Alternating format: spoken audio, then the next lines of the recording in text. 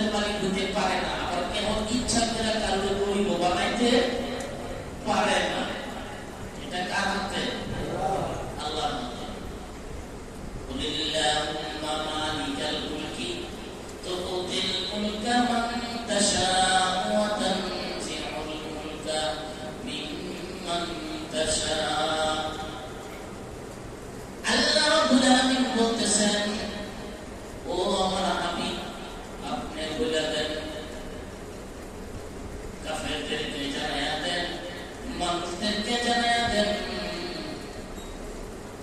যে বাদশাহী বানানোর মালিক আল্লাহ, আবার বাদশাহী থেকে সিনায়া নামানোর মালিক আল্লাহ, ইজ্জতের মালিক আল্লাহ, বেইজ্জতের মালিক আল্লাহ। কেউ ইচ্ছা করলে কাউকে বেইজ্জতি করতে পারে না যদি আল্লাহর ইশারা না থাকে।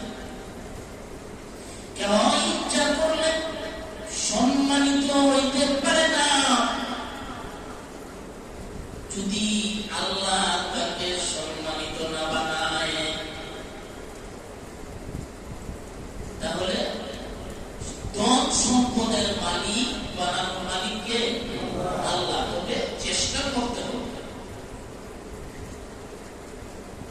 বলতেছিলাম সূরা মাসা, আল্লাহ রাব্বুল আলামিন ওই সময় এই সূরা নাযিল করেন। কোন সময়?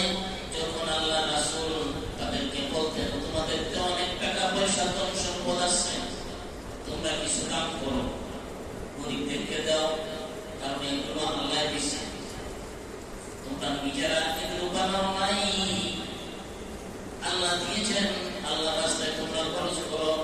কোথায় করবা? যারা গরিব এতিম অসহায় আছে তাদেরকে দাও, যাদের খাবার নাই খাবার দাও, যাদের পরনে কাপড় নাই কাপড় কিনে দাও, যারা বিপদে আছে বিপদ থেকে উদ্ধার করে দাও। গরিব মেয়ে বিয়ে দিতে পারতেছে না, খরচটা পাঠিয়ে দাও। কারণ দান সৎকা প্রত্যেক যুগে যুগে এই নবীরা কিন্তু কথাগুলো বলে গেছে। এগুলো বলাতে আবু জাহেল, উতবা, শাইবা তার সঙ্গীগণ নবীর কয়, তুমি আমার কাছে বলো কি তোমার খোদা না বলে সবকিছু মালিক খোদার দিতে, খোদারে দিতে বলো। মনটা একটু খারাপ হয়ে গেছে, মনটা কি হয়ে গেছে? খারাপ হয়ে গেছে। কারণ বেশি টাকা পয়সা কোনো সম্পদ হইলে অবস্থ কিছু কথা বলে, অহংকারী কথা বলে, বড় বড় টাকা বলি, এগুলো পরে বেশি টাকা হয়ে